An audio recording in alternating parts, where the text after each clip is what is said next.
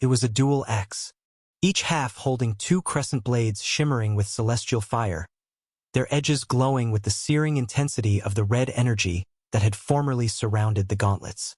Intricate blood-red patterns blazed within the crimson core of each blade held at their center, pulsing in a powerful rhythm like a living heart. It was a weapon that seemed to scream of its ability to easily cleave through nations or legions, declaring its eternal dominion over them. And when held in the titan of a warrior before him, they further accentuated his awe-inspiring might and power. This is my last chance.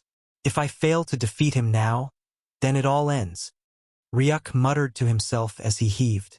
His eyes slowly closed before they opened again. One crimson, the other blue, both blazing with light. Calmly, Ryuk raised his hand to the surface, one of his fingers wrapping around the other. Domain expansion. Winter's solace. The instant the words were uttered, a pin-drop silence completely covered the entire room. Even the thrumming energy of the axe was no exception, as reality warped. The golden throne room shattered into pieces as if its reality had been nothing but a believable illusion, and what replaced it was a snow-white, endless plain. Hills covered in surreal snow manifested from thin air. Snowflakes rained from the sky, and an aura of peace and dawning quiet descended onto the area amidst the thickening pressure. Even the warrior's eyes flashed as he rose upright, locking onto the sight of the snow raining down. "Snowflakes?" he muttered, his axe hanging in the air. He stretched out his hand, one of the star-shaped snowflakes falling onto his finger before melting within. "A long time it's been," he mused to himself, but was immediately alerted by a fearsome energy wave descending close to him, rustling in his opening senses as he turned to face the source. A powerful silvery light that covered Ryuk. His hair turned frosty white, rapidly elongating behind him as Ryuk once more activated Sovereign of Eternal Frost, feeling the control over the surrounding frost increase powerfully. But that wasn't all. His already sky-reaching aura skyrocketed once more, breaking completely through the roof. His long hair grew even whiter than snow but then began to flow like mist, constantly shifting between solid and liquid, twisting through the wind. His skin became translucent, the inside containing glowing ice veins that shimmered with frost-shaped runic lines. At the center of his chest, a brilliant crystalline core appeared, flaring with powerful silvery light.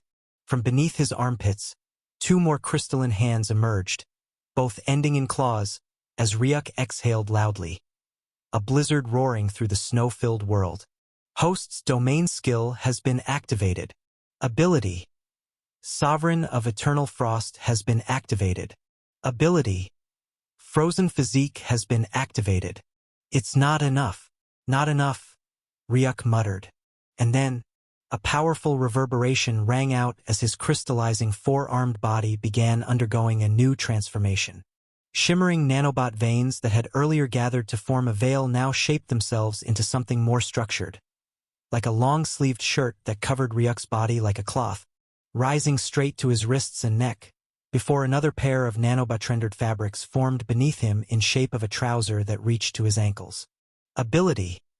Abyssal Nano Reaper has been activated. The resulting feat of reactivating both techniques at the same time created a draining force in Ryuk's body that made him feel bloated. But he forced down the feeling as he turned. He looked at the man, who had re-gripped the axe with renewed focus. His body leaned forward. A motion revealed his readiness to take off. "Are you done yet?" the man asked. Ryuk's hands slowly reached out toward him, as a total of 10 portals opened up 5 meters away from him, surrounding his body. That was the signal that set the chaos in motion. The icy ground fractured into thin lines. Ryuk felt the force of the enemy pressing against him like an unstoppable tide. Yet, his eyes closed even through the chaos, as he grounded himself in a brief stillness. When his eyes reopened, locked onto the gradually approaching figure, his 4 arms extended outward and then, all 4 arms instantly clenched into one another. Skill. Frozen Spires has been activated. In an instant, massive ice spikes burst forth from Ryuk, rapidly emerging toward the man, whose eyes blazed with intense, unrelenting intent.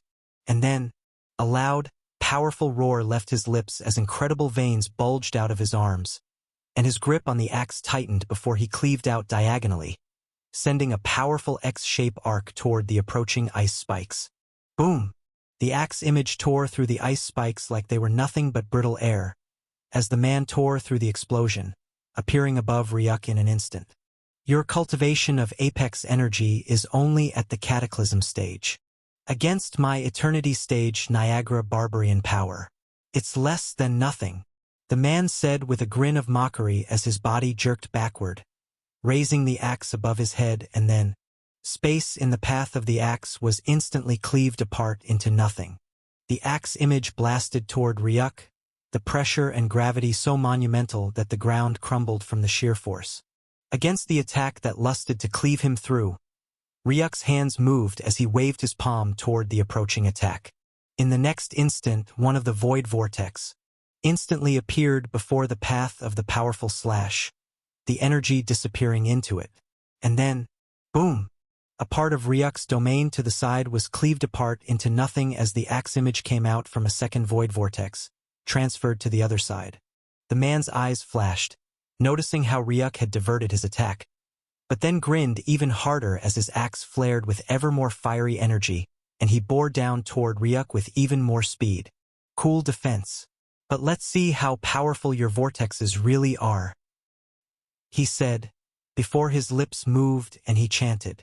Barbarian Order of Niagara, low rendering slash. Immediately, a powerful slash, this time, half the length of the previous yet radiating a power wave triple in might, blasted onto Ryuk. The void vortex would be slashed apart from that. If so. His gaze flashed, yet he remained calm as he moved his hands in an instant. One of the vortexes moved and appeared beneath his feet, and Ryuk fell into it, instantly disappearing from the area. Kaboom! He disappeared? Interesting, the warrior thought as he descended onto the nearby ground, which was held in a mixture of cracked snowy ground and ruby-red gem floor, a result of his axe cleave. But then his eyes flashed as his axe slashed behind him with speed. It was the sound of metal clashing against metal as the warrior turned his gaze behind him, facing Ryuk, who had appeared behind him in an instant with his scythe slashing behind his neck, but got blocked by the grandiose axe. Your weapon is weak, remember? The warrior reminded with a prideful grin, as his axe flared with crimson energy, and then, the abyssal scythe was ripped into nothing before it could even absorb a vestige of energy as the axe cleaved towards Ryk's head. But he jerked his spine, resulting in his head also jerking backwards. The axe slashed an inch past his forehead, barely missing cleaving though his skull. In a split second later, Ryuk sent his head jerking toward the warrior, smashing straight into his face. Boom! A powerful collision rang out, shockwaves blowing out through the battlefield. The warrior's legs smashed into the ground, resulting in more cracks, while Ryk's body was sent spinning in the air from the sheer force. But he regained himself quickly, as his will instinctively hardened the space behind his legs, stopping his rapid descent, and then, creak, boom! The space beneath his feet was driven into cracks as Ryuk used it as a stepping stone to push forth towards the barbarian, whose grin widened as his axe cleaved upwards toward him. Void vortex! Ryuk ordered as a vortex opened up and he disappeared into it, the axe slashing across and severing it into two, a second later. But then, another vortex opened up as Ryk emerged behind the warrior still in his cleaving motion. Activate Void Claws, he ordered. His curled hand instantly morphed into a dark, sharp, chitinous sickle, brimming with dark energy, and he cleaved downwards toward the back of the warrior, who reacted a bit too late, and then, a piece of flesh and blood was sent scattering out as Ryuk's claw raked through the figure's body. The warrior instantly reacted, as he turned in an instant, his axe blasting downwards toward Ryuk, who reacted a second earlier, ordering, Activate Void Legs. Ryk's legs instantly turned wolf-shaped, and he took a step, fading away from where he stood. The axe cleaved him apart, but it was only an afterimage as it sliced into the ground, splitting it into two. But then, another eruption of flesh and blood, as the warrior cleaved his scythe outwards behind him once more. Yet it was too late, as RYK easily stepped away like a phantom. Boom! For the next hours, what followed was the image of two silhouettes trading heavy blows with incredible speed, one endlessly dodging the huge axe that tore apart the ground, and the warrior who slashed erratically, inflicting monumental damage on the surrounding. But new claw marks soon completely covered his body, and soon he was drenched in crimson blood. The warrior suddenly roared out loud as a powerful eruption of fury burst out from his body, and his arms twisted inward into him. His weapon spun around his back as a fiery red flame began burning on the surface, brimming with an incredible amount of destruction aura. Barbarian Order of Niagara. Circular space rend cleave, he yelled out as he cleaved outward, his arms slashing in a complete 360-degree radius around him, sending a circular wave of powerful axe energy that rolled in all directions. But RYK was already stepping back, the second he had heard the angered roar as he reappeared 200 meters away, in the air, the circular wave of energy weaving below him. He levitated in the air, as the warrior's gaze slowly locked onto him, his gray eyes diverting from the scars etched across his body, and his eyes flashed with a deadly light as he turned to look at RYK floating in the air, his void vortex once more surrounding him. Nice, really nice. You managed to lay a few scars on me. Now you're worthy of seeing my full power, he said out loud with the same sadistic grin. But then, his eyes slowly became replaced with a dull color of gray as his crimson hair began blazing with an odd red flame. Barbarian Niagara. Dimension opening, he called out with a sadistic grin, as RYK's eyes gasped in shock when he felt a ripple through his body. This sensation, it's the same feeling as Aster unfurling her dimension, he uttered in shock, and true to his word, he watched as the world began turning a different color, a color of red and gray, and his eyes focused when he felt the sensation of realness being drained away. His connection with the void vortex was instantly severed as the solidified space beneath his feet gave way, and he immediately sank to the ground. His eyes widened in shock when, in one moment, he saw the figure of the warrior grinning 200 meters away. His body, bent forward in a motion that revealed his intent to attack yet again in the next moment. Red blood splashed onto the side of Ryuk's face and across his bulging eyes, which held a mix of shock and pain as he felt a presence instantaneously appear behind him. And then, his own hands flashed into the air by his side before they limply dropped onto the snow. He he he. The crazed, evil laughter resounded as Ryuk's eyes flashed in shock when he felt his feet land on the ground, yet instantly turned to look behind him, only to find those gray eyes mere inches by his side, and then, one of his hands flew off his body, while the other bore a deep cut, loosely dangling by his arms. Fast. He's horrifically fast, RYK muttered to himself. The man seemed to be snapping in and out of reality, giving him zero time to react. And he knew well, if his hand were all cut through, the next thing would be his neck. And he doubted they would resist for even a second before they would be chopped cleanly off, resulting in him making an insane decision. Damn it! If I will die, might as well go with a bang. Activate, RYK ordered, yet his teeth clenched in reluctance. But then, his eyes widened when he felt the warrior appear right before him once more, his axe already descending toward RYK's remaining hand, and that erased the final bit of hesitation in his eyes as he forced out, Activate Anunnaki Oblivion. Space in the path of the axe was easily cleaved through like a hot knife through butter. Their end? None other than Ryuk's remaining arm, as the warrior's eyes flared with devilish gray light. But then, Ryuk clenched his teeth as a hint of madness flashed in his depths. Go and die! He screamed out in anger as his loosely hanging hand immediately rejoined itself. He stretched his fingers out toward the approaching axe, forming the shape of a gun before he murmured, Activate Anunnaki Oblivion. The instant those words were mentioned, a low hum vibrated from Ryuk's finger, which twanged like a conductor drawing forth something ancient and wrong. Space in front of his path rippled, and at the center of its distortion, a tiny dot of darkness appeared. A tide of black, shimmering nanites pouring out from Ryuk's finger in a slow, unnatural, spiked form. They were neither liquid nor solid, but instead a living void that seemed for a second to consume all the lights that existed in the world. And just right then, the warrior's axe cleaved down on that singular ball.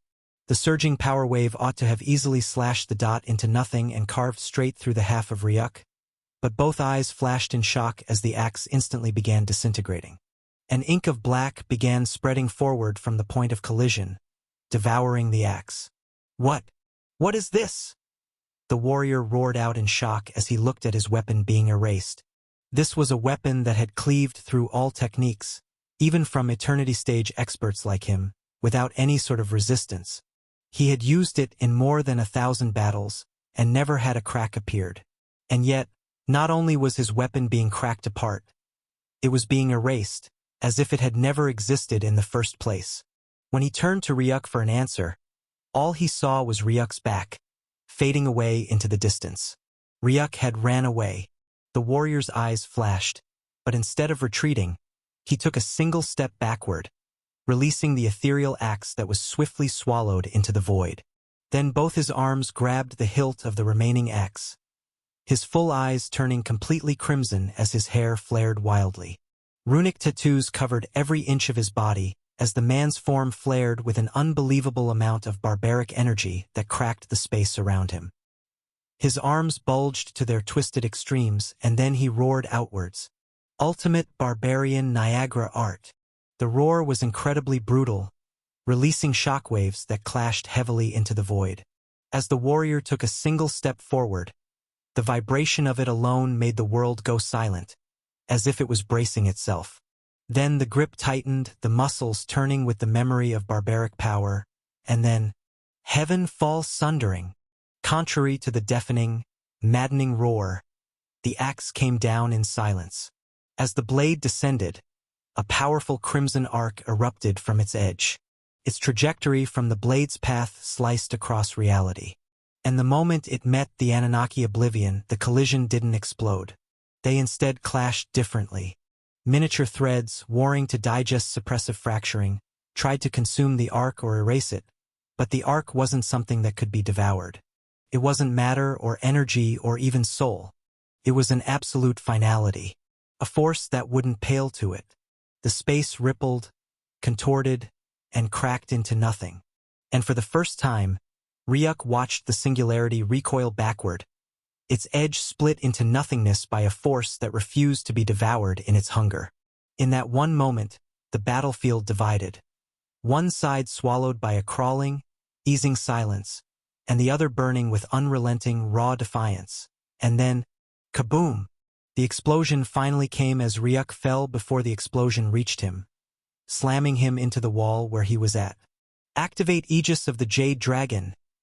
He roared out as his will gushed out along with his authority, forming the space into something harder than diamond. Yet he watched as it cracked and cracked again.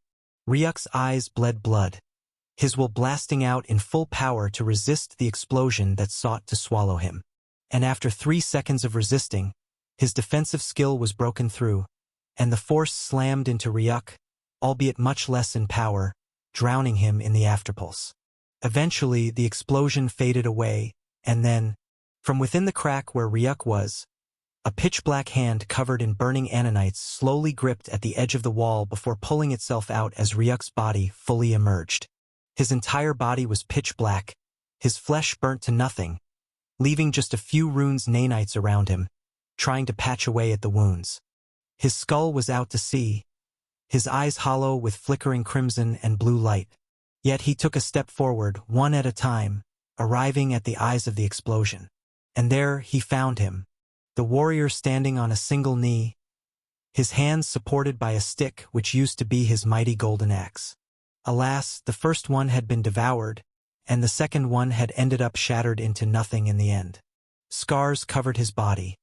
His clothes had been burnt to nothing from the explosion, a few lines from his hair dangling on his now mostly bald head.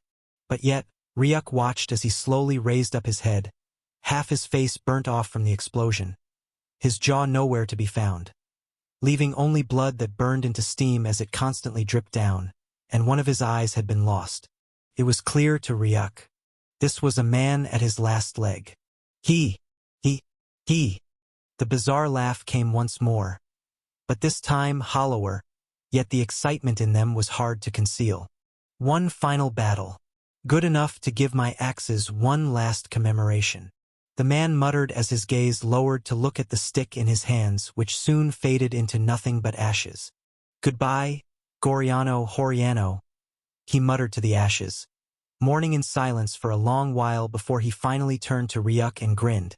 Now come on, fulfill your promise. End my misery. In the crimson-red hall now littered with nothing but cracks rippling with waves of destruction all around.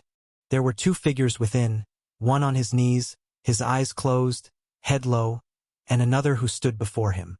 Ice gathered over Ryuk's hand, the last vestige of mana he had left soon forming a cold ice sword, oozing with icy sharpness.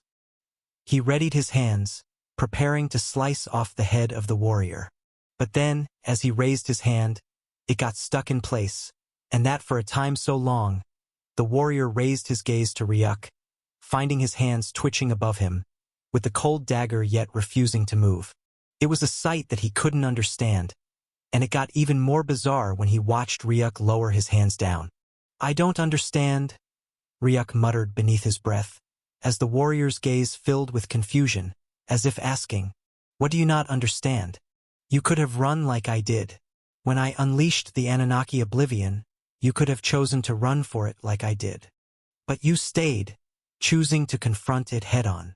You were powerful enough to cleave it in two. But then the resulting explosion was something beyond your control. Something you could have avoided if you had simply used the faintest bit of common sense, which is to run, Ryuk said, as the warrior's gaze flashed before he scoffed mockingly. You know, the devil might say I have committed a lot of sin and might want for me a dance in hell. But amongst my sins, he will never find one where I turned my back from any power whatsoever. Run? That doesn't exist in the world of Anatares, he said, with more pride than one on his last leg. Ryuk's eyes flashed before he asked, never running, huh? Was that what got you imprisoned here too in the first place? Refusal to run from a power which was obviously higher than you? He asked, as Antares grinned. I do not run, he replied once more before his eyes steeled. Now end me, he said, about to close his eyes but waited as the ice dagger in Ryuk's hand disappeared. A warrior like you deserves to die in a battle with one that also never runs. Not in the hands of a cowardly survivor, Ryuk said as he stepped back from him, watching as Antares' eyes lit in confusion. But, if you refuse to end me, there would still be two beings surviving in here and you will be stuck like me, unable to leave most likely forever, he said, but watched as Ryuk closed his eyes and then, hands stretched outwards, activate Void Rift. Ryuk commanded as the dark vortex opened up. The Void Rift was a dimension he had received as part of the reward of the contract he signed with the Void Auras. It was a world of its own that he could stay in. And so he unleashed it, as it rotated in the middle of the throne room, standing heavily before Antares, whose eyes flashed in shock. The gate to a true physical dimension? He asked in shock, and Ryuk simply ordered, go in and wander not. I'll release you when I get back to the outside world, he said to him, as Antares' eyes flashed but then shook his head. It is impossible to escape here. Not even a gate to a physical dimension can override the laws that prevent me from escaping, he said, but watched as Ryuk moved, appearing beside him, before he picked up his neck, raising him up before flinging him straight into the Void Rift. New presence has been discovered to be entering the Void Rift. Presence has been allowed entry by the will of the Void Rift. Does host really wish to place entity into Void Rift? The system asked as Ryuk nodded his head. Subject has been successfully placed within. The system flashed as stood, watching as the void gate closed, and immediately it did. His leg finally gave way. His body collapsed to the side, his eyes rolling straight to the back of his head right after he reached the ground. Mission. Remain the only living being present in the hall has been successfully completed. Congratulations, test taker, on being able to complete the mission. You will now be transferred to the accompanying reward room. The loud voice that had sounded from the beginning sounded once more. albeit Ryuk was unable to hear it, since he had gone unconscious. But that didn't stop it, as a milky white light suddenly descended onto Ryuk himself, wound him up in a cocoon, and in the next instant he faded away from the room. The instant he was gone, the entire room began cracking apart like glass, before it exploded into itself, leaving nothing but a pitch-dark void. Far away from Endearth, in a world where the colors were never really constant, shifting eternally, as if never truly one itself. At the peak of an incredible mountain whose tops reached into the clouds. Yet the mountain's size alone would rival the entire size of Endearth. The phenomenon of color change continued even on the body of this mountain, as it shifted from red, to blue, to indigo, to violet, to dark, to white, never stopping, changing eternally. There sat an anomaly in this ever-changing world. A being who remained of a single color, white.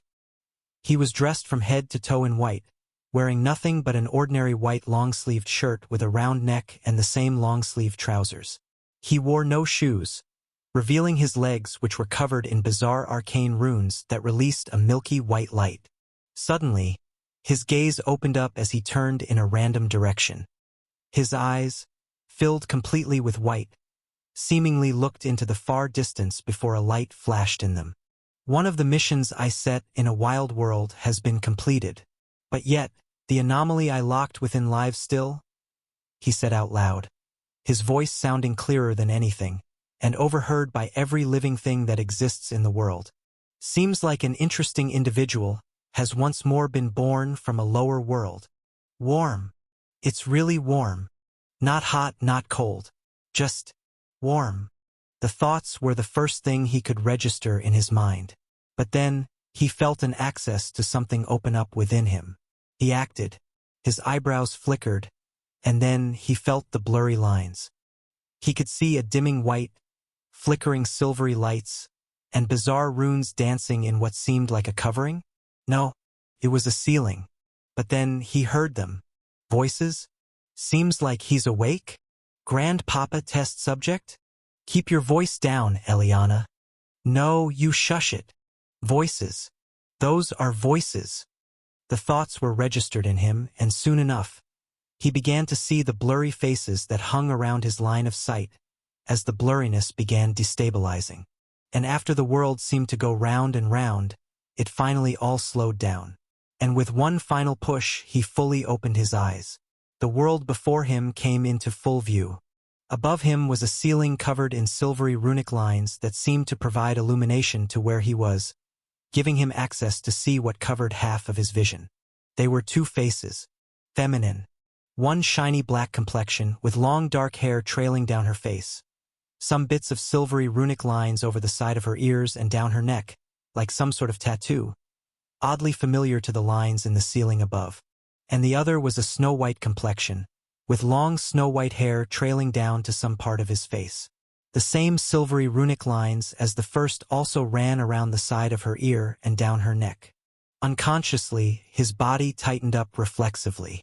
But as he looked into those silvery white eyes, flickering with intelligence and such pure curiosity, he felt his rapidly beating heart calm down, as he watched the faces move away from his vision. Right then, he felt something new unlock within him, and then he rose up. Some little mechanical sound rang as he did, but finally, it got him access to the entire room. Where he was seemed like a large room. He was sleeping on a long marble-like object, with its surface covered in those silvery runic lines, the source of the warmth he felt. And by his feet were the two feminine faces he had seen before. They were young. He moved his gaze away from them and looked around the room. One thing he could easily recognize was a huge globe that hung on a table by the side. Most pieces of glowing, multi-hued gems sat on another table. Some technological devices ended in screwdrivers, pliers, and other miscellaneous tools. And some molten silvery particles oozed off the silvery lines which were also edged on the walls. Everything was a sparkling white with runic silvery lines trailing over it. But then he turned to look at his hands. They were robotic. The mechanical sound rang out as he clenched and unfurled them a couple of times, before he straightened them and focused his gaze on them. They looked like they were made of blue glass? No, it was crystal, but alive, glowing from the inside like there was lightning trapped within. Sharp edges, glowing with the same silvery runic lines that were everywhere in the room, and with robotic silver parts in each joint, like some kind of alien tech. Each finger ended in a sharp, gem-like point, almost like claws. The center of the hand was a larger blue crystal, pulsing softly like a heartbeat. With a thought, it opened and closed. So smooth, so fast. He unconsciously muttered. But then, he felt something absent. He raised his hands to his throat. "Speak," he said once more, but then heard nothing. Even as he felt his mouth open and air escape from them, no sound was made. Somehow, he felt something important had gone missing, even though he had no idea what. "He seems dumb?" A whisper rang out as he turned his attention back to the girls and watched them look at him with a bizarre expression. "Shush it, Eliana." The words came from the dark-skinned girl as the white one giggled. "Hey, are you okay? How many fingers am I holding up?" the dark-haired one asked as she held up a single middle finger, and Ryuk watched the other white-haired one scream out, "Filiana, you dummy. He isn't blind, is he? And that's a middle finger, you bad thing," she said, slapping the dark-haired girl on the back of her neck as she yelped out loud. "You!" she screamed, and Ryuk watched her spread her hands toward the other. His eyes flashed as he watched bizarre silvery runic lines appear in her hands. Then, a ripple formed in the middle of the air, rippling toward the Eliana, whose eyes flashed as she quickly scurried away from the path of the ripple. She was so fast, his gaze couldn't keep up. All he heard in the next instant was a powerful collision with the wall, as some of the runes on the wall flickered, some going dim, while some books fell off the shelves, landing down to the ground. "Filiana? No Etheris attack in the room. That's Grandpapa's law. You broke it first," she said, raising her hands towards Filiana, seemingly preparing for an assault, but suddenly, a faint reverberation echoed through the room as they all paused before turning to its source, soon finding the silvery door to the room opening up, and then the voice proceeded. "And if it isn't the silvery rune royalty twins who have been said to have gone missing for some minutes," the voice resounded as a figure slowly approached, taking gentle steps that bizarrely sent silvery ripples across the room. He was tall, around 2.5 meters in height. Clad in silvery robes that flowed down the ground he walked. White-skinned, a bit wrinkled yet handsome face, with snow-white hair falling over his broad shoulders, and piercing silvery eyes that held milky circles within them, staring straight at the girls, but then turned, settling on him. "Oh, he's awake. Yes, Grandpapa." Eliana was the first to call out as she scurried to the man's side, coming to hug his waist. "We heard the sound of things falling to the ground, and we decided to check in, only to find him awake and causing a ruckus," she said, pointing to Ryuk before pointing to the fallen books from the shelves. "Isn't that right, Filiana?" she asked the dark-complexioned girl who still stood by Ryuk's feet. Filiana looked at the shelves and at Ryuk, before looking at her grandpa and then back at the Eliana, before she nodded her head reluctantly. "Eliana is right," she said, but then a loud harumph echoed through the room, and both girls' spines stiffened. "Eliana, do you think I'm blind?" the man asked as he yanked his waist from the girl's clingy hold, and she hugged her hands to her waist before coquettishly asking, "Why do you think that, Grandpapa? I can still see traces of Filiana's Etheris on the walls. You started a fight, against my orders. Isn't that right, Filiana?" the man asked, as Filiana bit her lips before replying. "That's right, Grandpapa. Eliana started it first, though." "You shush it," Eliana screamed as she prepared to speed towards Filian, only to watch her legs running in the air as her head was picked up by the man whose silvery eyes turned to look at Eliana, who could only smile coquettishly. "Sorry, Grandpapa. It was truly my fault. Actually, it's partly. Just 25%. Filian is the one to be blamed the most." She whispered the half-sentence but yelped in shock as the man released her hand, resulting in her falling to her feet all of a sudden. And then the order came. 100 runic pattern memorization, from 888 to 999. You have just 3 hours, and I'll be asking Sir Rivian to test you after. He ordered, and Ryuk watched both girls' faces paled, and before he could blink, they were out of the room as fast as lightning, the door slowly shutting itself back. Who? A deep exhale left the man's lips before he settled as he turned his expression back to Ryuk, walking towards him. Even though this was a figure he had never seen before, Ryuk didn't feel the slightest tinge of caution in him to resist the man. He watched as he arrived before him, looking into his eyes. But then, a bright halo suddenly flashed from his eyes, instantly finding its way into Ryuk's, as he felt himself lose control for a second, unable to come to terms anymore with reality. Instead, the world turned completely white, but still he could hear, interesting. Really interesting. He really fused well with that Anunnaki Prime model we incorporated into him. Unbelievable. But then, there seemed to be some little malfunctions. Let's see. Speech loss. A result of an error in bioaugmentation leading to a misfiring between organic brain areas and synthetic implants. In his case, speech centers, especially his Broca and Wernicke analogs, have essentially fallen out of sync, leading to the rare phenomenon of ghost speech. That's easy to fix. Done. And memory loss, arising from a corruption in his quantum core. Now that's troublesome.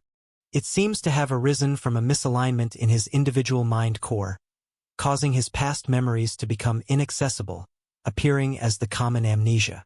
Could the data have been lost due to fusion? No, not really. All signs are good. This might mean the data hasn't been lost, but rather the neural routing pathways have been scrambled, similar to corrupted indexes in a database. Must have arisen due to my overexcitement. That's not too difficult to fix. The voice resounded through the world that was as white as a clean sheet. And then, the whirring sound once more began as Ryuk felt clarity slowly returning to him. But then, a powerful stream suddenly rushed into his brain as he felt the white world around him shake. Memories after memories began appearing. Starting from he was a boy, hunting and killing mutated beasts, the death of Uncle Bob, moving to Grade B, the Fallen Genius fight, arrival in the Ascension Academy, the trial ground, finding Astralaxia, confronting the Nulls, the Contract Grimoires, fight with the Runic Guardian, confrontation with Antares, and finally, his collapse in the room, along with bright flashes of light that enveloped him before his senses could be fully robbed. And then, the white that filled his gaze dispersed as he felt the world clear up once more, amidst his chest heavily heaving. But then came the wizened gaze before him, staring at him with a peculiar light. You understand now? He asked, as Ryuk held his head before he turned his gaze to his hands, looking at their form. Now, everything felt so distant, like he had been transferred into another body. Where am I? He asked, the first question that left his lips, as a revolving office seat appeared from the side and the man took his seat opposite him. You're currently in the royal home of the Silvery Rune family. You were discovered amongst the garbage heaps of interdimensional sewages. Literally gates that push out garbage from other worlds onto ours. You were found by one of the sewage cleaners and brought to me, more dead than alive. But with a little bit of headache, I was able to patch you up to what you are now, he said, as Ryuk's hand gazed at the sheet and pulled them off. He was served in a simple shirt and trousers, but he could see through his cloth and could notice the same blue robotic gem installed all over his legs and arms. There wasn't even the slightest amount of skin on him. It was all blue gem and robotic. But then, his eyes flashed in cautiousness as he unconsciously moved his hands to his chest. The beating sound of his heart managed to calm him, as his hand moved up to his throat, feeling his lungs, and a bit of shaking was all he needed to find his brains within his skull.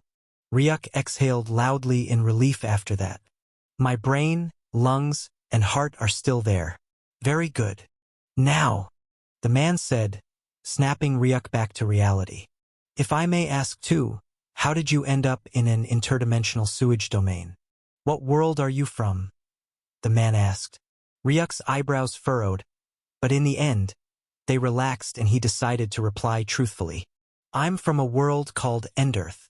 I partook as a trial taker in a random cultivation ruin, and after completing the first mission, I collapsed from exhaustion.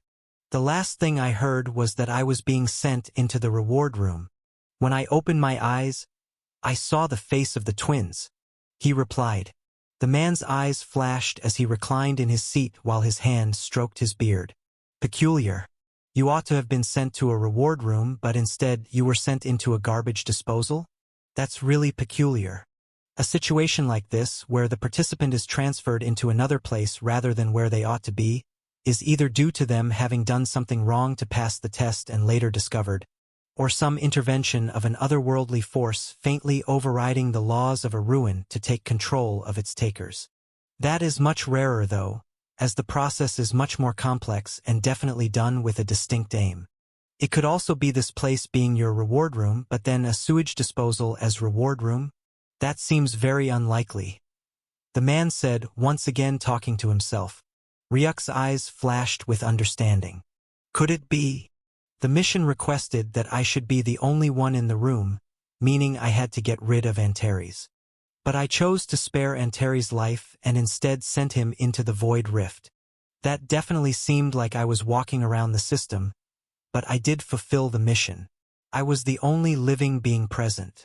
Could this be the ruin punishing me, or, as the man said, the intervention of an otherworldly force? I think the former is more likely, Ryuk thought to himself. Well then, the man said as he turned his attention to him. Seems like you'll be stuck in here for a while. Your world, Enderth, doesn't strike any chord in my brain, meaning your chances of ever finding it or getting back to it are close to nil. Believe me, I am aware of more names of worlds than you are of people in your 17 years of lifetime. He replied as Ryuk's eyes flashed, but he didn't dwell on it too much. I'll find a way back to Enderth. That's without question. I'll be honored if I'm well received by the inhabitants of this world. But I must ask, what is it with this body? I don't remember this being my body, Ryuk asked as he looked at his weird arms and watched as the man's eyes flashed brightly. Oh yes, how could I forget? The man said as he rose to his feet and swerved his hands through the air. Ryuk watched as silvery, translucent runic lines appeared in the air before they formed a large rectangular box that soon began flashing with incredibly clear images. But the image on the screen right now was quite disturbing. It was the body of a seemingly half-devoured and half-burnt machine corpse, with no arms, legs, and nothing but its head and upper chest remaining. A picture that made Ryuk's stomach almost turn. This creation in the image above is how you were brought to me.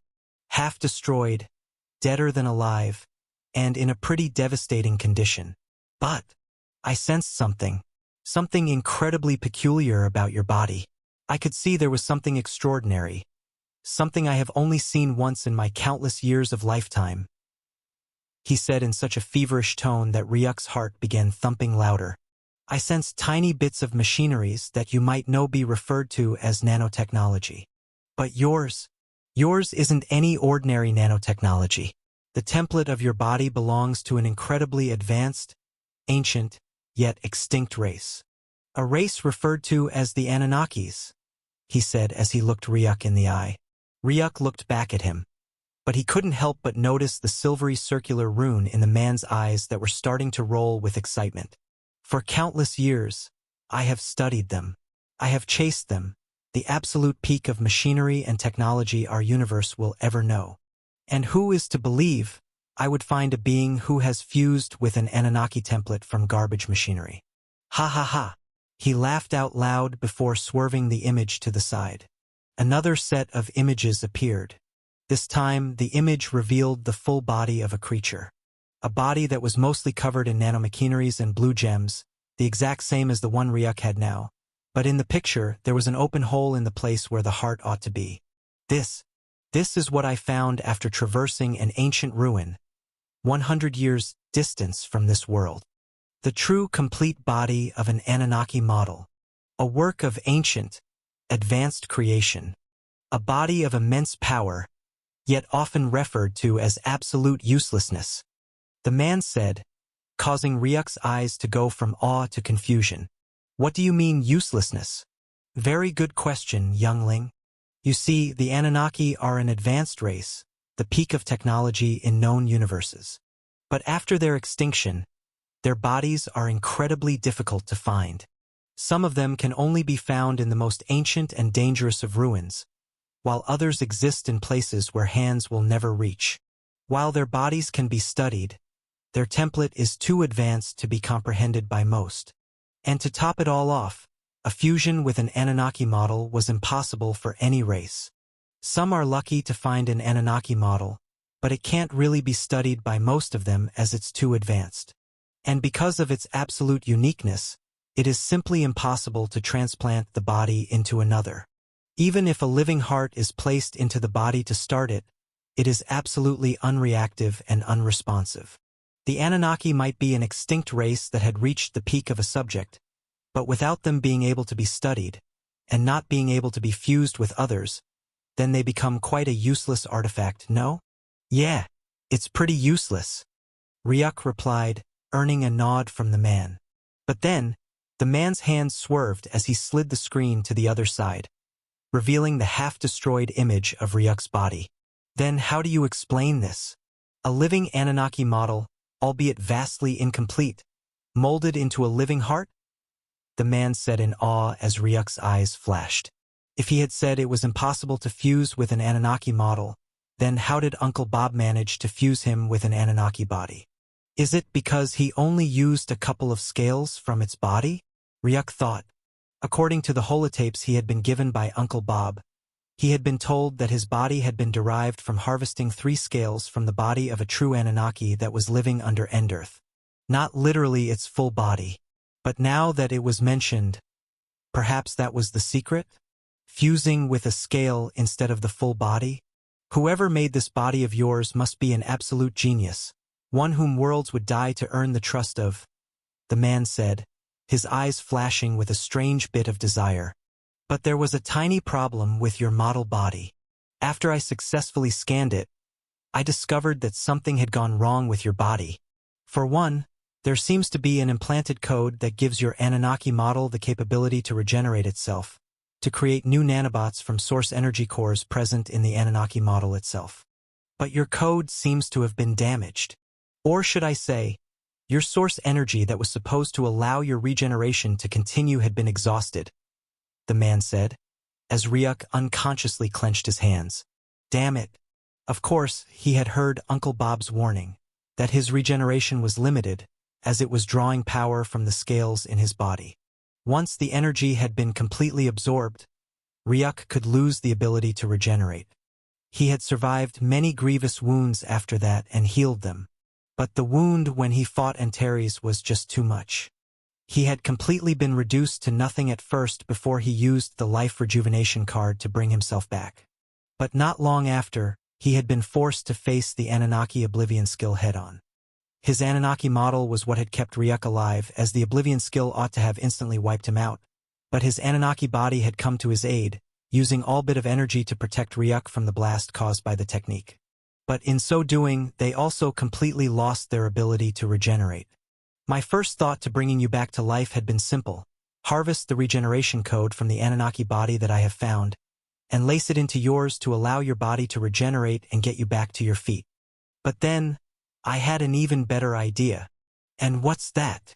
Ryuk asked as the strange feeling of weariness descended into his heart. Instead of simply replacing your regeneration source code, why not just replace you completely with my own Anunnaki model body? The man said, a calculating light in his eyes. But Ryuk's face paled to a ghostly white. Due to your fusion with the Anunnaki model, your body must be the only one I've ever seen to be so reactive to Anunnaki models. And after many scans, I realized your previous body was actually an incomplete model. In fact, it seems like your body was only made with pieces of the real Anunnaki model, very minute pieces. So I thought, what would stop the page from turning? From having a few pieces of the Anunnaki model bound to you, to having the entire full body joined to you. Can you imagine the difference there would be in power? For once in eternity, we would finally get traces into the true capabilities of a race that reached the peak of machinery. And just like I predicted, your body seamlessly fused with the Anunnaki model that I have, because your main organs, your heart, lungs, and brain, were already used to the Anunnaki models. It was an aspolate upgrade with no problem at all. And here you are, in a full, complete Anunnaki body, he said, as Ryuk's fake eyes flashed in understanding. Uncle Bob had only used a couple of scales to mold my body, and yet, the Anunnaki skills were so strong. But now that I'm in a full, complete Anunnaki body, just how strong would I be?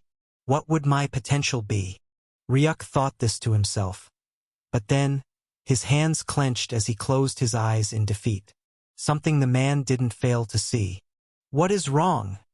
He asked with confusion as Ryuk relaxed his clenched teeth, before asking, did you ever consider that all my skills and abilities that I gained from the previous Anunnaki model would be lost once you integrated me with another? Ryuk asked as he opened his eyes, which were filled with veins, to look at the man, who went silent for a while. His eyes rolled in their sockets before they tightened up, and he nodded. Yes, I did. What? Ryuk screamed out when he looked at the man's face, which didn't seem at all surprised at all and held no apology whatsoever. You knew I would lose all my skills? Yes, I do. I know your Anunnaki model housed its own powers, and once you're integrated with another, you of course will lose those ones. In fact, even the handling of the new body will fade away, as I can sense the difference between your previous Anunnaki model and this. They are vastly different, even though they might both bear the same name of Anunnaki. That is well within my knowledge, he said, as Ryuk opened his lips and closed them, opening it once more before he bit hard into them as the realization dawned on him. I've lost all my nano skills? My true skill of Abyssal Nano Reaper, along with my Abyssal Scythe skill, my Anunnaki Oblivion skill, and my Singularity Detonation skill. I've lost everything. I've lost every single one of my ultimate skills because of the man in front of me, Ryuk thought as his teeth grinded together, his hands shaking with rage. Right now, he felt nothing more but the desire to get up and rip the man before him into nothing, but he forced it all down as he forced out the question instead. Why? Why did you know I would lose it all, my body, my skills, my familiarity? And yet you went ahead and did it anyway, without ever asking if I ever would want it or not? Firstly, because you were unconscious. There was no way for me to ask if you wanted to change it or not. And once I removed the regeneration force code, I could never place it back into this body, essentially rendering it useless. Secondly, because I thought you would be farsighted like me, but your current actions are well within my calculations. Ha! Your initial Anunnaki model didn't use the full body. It used nothing but a few scales. And your current one is the full, complete version. To compare both in terms of potential and versatility is to compare the potential of an ant to the potential of a lion. And if I ask anyone if they want the potential of an ant or the potential of a lion, I'm pretty sure they'll know which one to choose. But the problem is, young people like you are short-sighted. I get it. Now you're regretting the decision of me fusing you with the complete model, because you're worried about your skills, your body, and your control of it. It's like an ant being sad that it no longer has tentacles or that it has lost its tiny wings that barely take it a distance of 1 meter with every leap. All a tiny ant sees is its problem. When placed into the body of a lion, the first thing it would do is of course complain. That ant right now is you? The man said as Ryuk's eyes flashed. And only if the ant knew that with just a little bit of training and practice, it would be able to run 1,000 kilometers, the same distance that would take the ant its entire lifetime to travel. And it would have huge claws and teeth that could rip beasts in two, instead of tiny tentacles that perch on dirt looking for scraps on the floor. To understand true strength, it takes time. And to live through time, it takes patience. You must learn to exercise patience for your true potential to be achieved.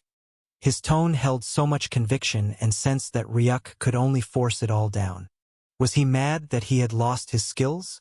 Yes, he was. He was already too familiar with his old body's skills. The very thought of never being able to use them again was incredibly painful to bear. But he also understood that it wasn't that power was robbed from him. Just that his favorite toy was taken away, replaced with a bigger and better one. With patience, then just like how he mastered his old body's abilities, he would definitely find a way to regain control, just like he did with his previous skills. And this time, he would come out much stronger and faster.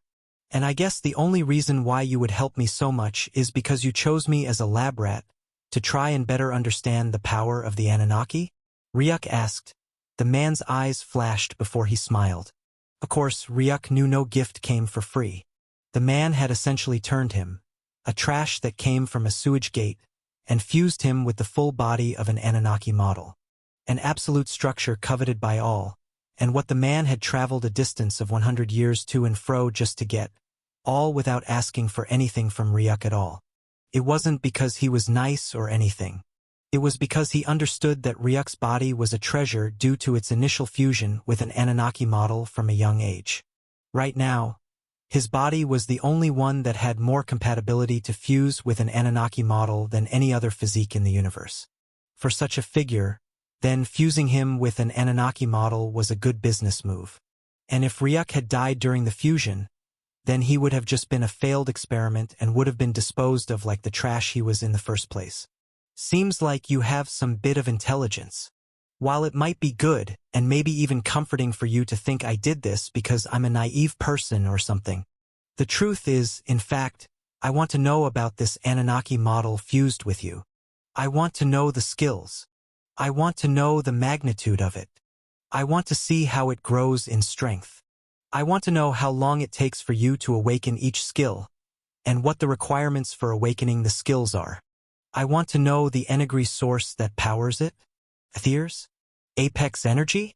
Abyssal energy? I want to know how much damage it can take in battle before breaking down. I want to understand its intelligence unit and ease of accessibility. For the Anunnaki to be a peak of mastery, they must have quite the intelligence. Is it due to their brains being better? Or is there something else in their physique that makes them so good? All of this I want to know. So yes, you could say I bear no good intent for transplanting you with the Anunnaki body. But I do reassure you, you will be the one that will bear the most benefit. Who knows? Perhaps you could even be the one that rises and brings back the extinct race. You know, many myths surround the Anunnakis. And if even any one of them is true, then your little world might just begin to get more interesting than you could ever imagine. He said, as the light panel in the air disappeared and he rose up, walking to Ryuk's side, standing before him before he said, according to all my scans, you're right now in perfect health, so we might as well begin. First, try getting down from the bed. Can you stand on both your feet or will you need to get on all fours? The man asked, as Ryuk rolled his eyes. On all fours? This is a humanoid body, not a beast's. Surprising you don't know that after all your scans, he said. The man chuckled. Scans are nothing but hypotheses still when it comes to an extinct race. Only when it has been truly seen can it become an undoubtable theory, he said, as Ryuk got down from the bed, soon placing both feet onto the ground. And then, just like he normally did, he pushed himself up with both arms and rose to both feet. But he had barely been there for a second when a groan of pain left Ryuk's lips as his body pummeled to the ground, his eyes flashing as he looked at the floor before him, finding his nose barely an inch from it. Turning his head, he could see the man holding his clothes, preventing him from completely falling, and watched as the man's eyes also flashed with a bit of perplexion. Heavy? He asked as Ryuk placed his hands on the ground, crouching on all fours. TCH, I won't be getting used to this anytime soon, he muttered as he tried to raise himself up. He made it until he reached a crouching position, both hands resting on his knees as he heaved out loudly. But then, a brilliant arc of light flashed, and Ryuk felt something extend to him. It was none other than a blue reclining staff, seemingly made to match the same color and design of his body. The heaviness was part of my hypothesis, and now it seems I was right. To counter that, I've made this staff, the man said as he passed him the staff, which he took in his right hand. His eyes flashed when he exerted strength and watched as his body fully rose up from the ground, albeit his back crouching slightly. It negates the effect of the heaviness? He asked, and the man nodded. Yes, but it is a helping artifact to assist you in getting used to the weight of the model.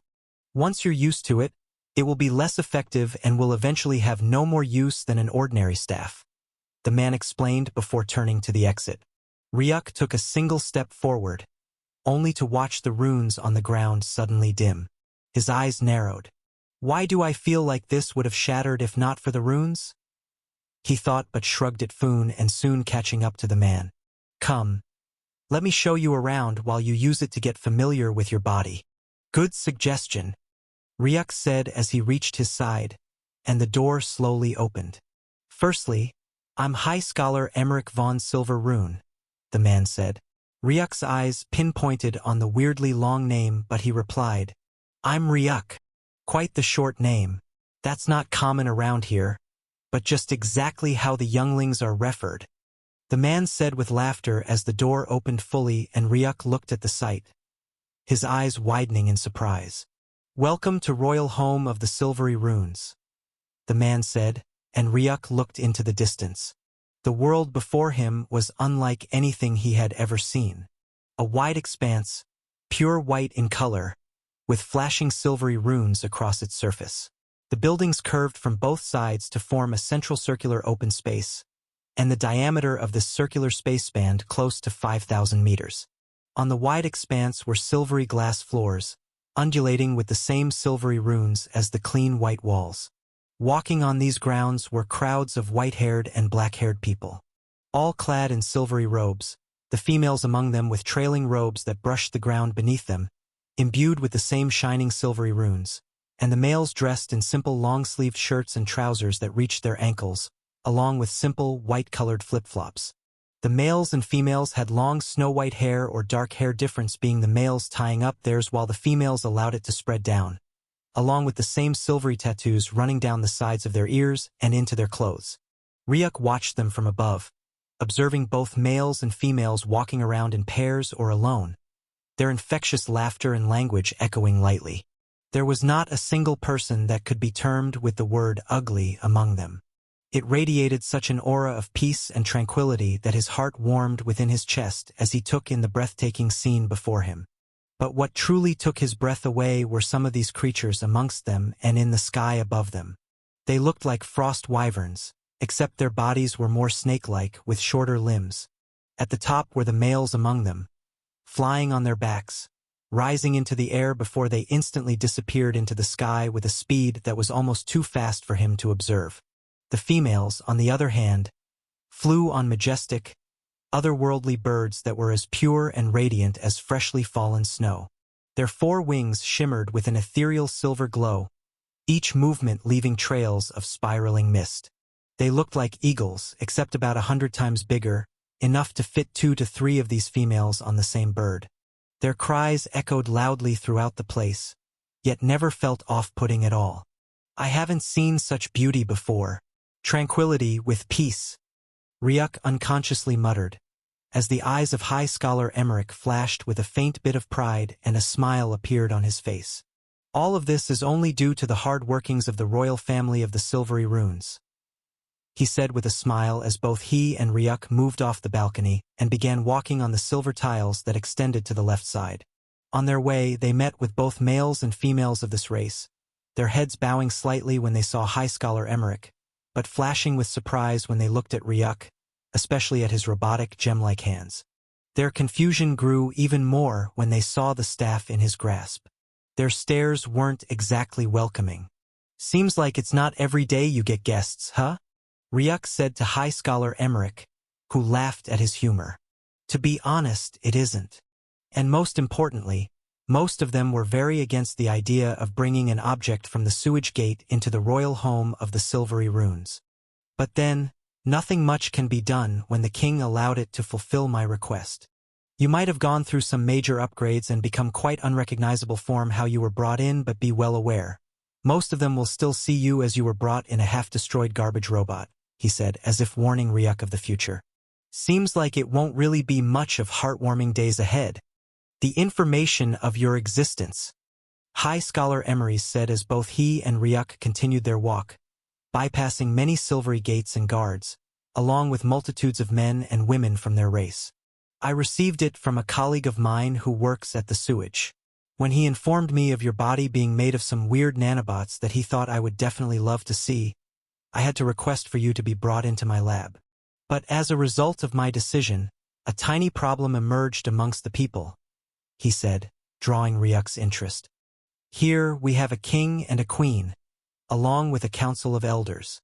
And when a decision, such as whether an object from the sewage gate should be brought in, arises, we must request the opinions of the people. We do this for every single decision. The elders then discuss it, and the king makes the final choice, always siding with the majority of the people. Seems like a pretty balanced hierarchy to make everyone feel important, Ryuk said, earning a pleased nod from High Scholar Emery's. But when the decision to bring you into the royal house was brought up, every single one of the people said no. He added, and Ryuk's eyes flashed. Not a single person agreed. For one, we of the Silverunic race do not allow strangers into our royal house unless they are of paramount importance, like the king or queen of another race. Only those are welcomed. Any other is not allowed to step into the royal home, and even the kings and queens of other races have a limited time by which they can stay. We are a race that does not welcome outsiders at all, as any time in our past, we noticed they were usually the ones responsible for the chaos in our homes. It was a lesson that cost us an arm before we learned it, he said, and Ryuk nodded. But the stakes surrounding you were far too important for me, and therefore I went to the king and vehemently asked, maybe even ordered, him to bring you in. He was reluctant to refuse me, so in the end, he allowed you in. A simple decision, but one that went against all of the decisions of the race. It was the first time the king had acted in a way contrary to the ruling of his people and the council of elders, who are dearer to him than his own arms. He's taking the blame for that right now as we speak, with many of the people still focused on why he would act in such a way. And, of course, they don't know I'm behind it either, he said to Ryuk, who nodded in understanding. But of course, if the king would risk the trust of his people for me, he will definitely want to see my end result. He would want to see that the decision of going against his people's wish for once in so long a time was worth it, won't he? He will, Ryuk responded. That's where we're going right now, to the throne room. I want to show you to him. Just letting you know beforehand, so you don't find it too sudden, he said, and Ryuk nodded in understanding. They both soon arrived at a square-like platform with two guards standing to the side, and they both stood on it. The guards' faces were neutral as they swerved a glass orb by the side, and Ryuk watched as silvery runes rose up across the face of the square, forming a glass-like barrier around them. Then, the square began descending through the floors, like an elevator. Even though Ryuk's eyes marveled at the surroundings, his attention was more on the thoughts in his mind. A race called the Silverunics. They operate on a democracy-like hierarchy with a king and queen and a council of elders, all run by the decision of the majority. And right now, the majority are not favoring me at all. If anything, they're against me, Ryuk analyzed, piecing together the tiny bits of information he had been informed of by High Scholar Emery's. If I make even the slightest mistake, it will be very difficult to escape punishment. For one, the people are waiting for one way for the king to redeem his action of not listening to them. What better way than for me to be punished in the face of them all, or worse, be killed? Ryuk thought to himself. But that isn't the most worrying part. The most worrying thing is, I feel incredibly weak. I can't find my ice cultivation veins in me, and I can't find my void veins either. I can't feel my primordial gate in my consciousness again. It's like I've lost everything, Ryuk thought, a bit of horror radiating through his entire body, which he hid with a seemingly marvelous expression on his face. I don't know how strong these people are. The Cataclysm stage? The Eternity stage? I can't sense their power at all. It's like a blindfold over my eyes. The inability to sense someone's cultivation would normally mean they're far beyond me in cultivation, but with me being such a weakling right now, I don't know how true that is. I hate this feeling of weakness, and absolute lack of control over my own life, Ryuk thought, his marvelous expression unchanged as he watched the descending platform slowly come to a stop. Before him was a long silvery white balcony that had a middle open space, and about 100 meters away stood a gigantic 15 meters tall white gate, with silvery runes dancing across its surface. But what was more startling was the fact that there were about 100 guards, all standing at a height of 3 meters, holding gigantic swords embedded into the ground beneath them, lined up on each opposite side of the wall until the gate itself. And at the end of the gate, Ryuk could see a total of 2 gigantic beings standing at 7 meters in height, wearing full-body armor covered in runes, their burning silvery eyes already staring at Ryuk from a distance of 100 meters away, and clearly increasing the pressure on him. "This path, Ryuk. The king is just behind that door." The instant High Scholar Emeries ushered him forward, Ryuk felt the pressure that had been assaulting him fade away. Yet, as he took a single step forward, waves of energy assaulted every inch of his body. They entered even through his clothes, as if searching for something. They roamed in and out with every single step that he took. The guards were all front-facing, not turning their heads at all, even as Ryuk looked at some of them. They were like robots, but he knew that if he made a single action other than walking, he would most likely be on the ground faster than he could comprehend. The sound of his footsteps and his staff hitting the ground echoed through the chamber as he and High Scholar Emeries continued their walk in silence. Soon, they reached the end of the gate, and Ryuk watched as the 2 guards bowed their heads slightly to High Scholar Emeries. Then, both of their huge hands, each one large enough to completely cover Ryuk's body, pressed gently onto the door and pushed it open, leaving the space before them wide. High Scholar Emeries took the first step within, and he followed, only to feel the scorching gaze of the guards pressing on him right after. Ryuk could swear that was the most threatening look he had ever seen in his life. A look that told him they wouldn't hesitate to instantly end him if he dared cause a single ounce of chaos within. The look was brief, and he had entered the gate, with both guards closing it behind him. Unconsciously, he heaved out loud with eyes closed, then snapped them open when he felt the pin-drop silence that followed. The noise and talk he had clearly heard before stepping through the gate had paused, and his eyes slowly opened up, taking in the sight before him. It was a simple throne room, the ground made of the same material as the glass covering the entire palace, along with the same silvery runic lines on the wall. At the end of it there were 2 thrones, one slightly larger than the other. The first throne was grand and imposing, and sitting on it was a man who was beyond handsome. A man fully covered in silvery runic lines mixed in with slight sashes of gold, looking more like an immortal being than a mortal. He sat calmly on his throne, his eyes softening at the sight of, no, not me. He was looking at High Scholar Emeries. Beside him, there was a throne about a meter lower than his, and there sat a woman. A woman? No, an immortal fairy would be the right word. She was dark in complexion, with long, luscious dark hair that flowed like a waterfall behind her and down her shoulders. She sat calmly beside the man, her face flashing the same pleased expression as she also looked at. No, she too was looking at High Scholar Emeries. He was the one taking all the spotlight. In a circle around the throne room was a circular seat where a total of 5 other people were seated. To the queen's side was another long circular seat where another group of 5, this time females, were also sitting. Those should be the elders. A king, along with his queen, and a total of 5 male elders who sit at the right of the king, and a tail of 5 female elders who sit at the left of the queen, making a total of 12 people. But those elders, they're looking straight at me, Ryuk thought to himself. Those spirited gazes were silently observing him from head to toe, but at least they weren't sending out energy waves and infiltrating beneath his clothes.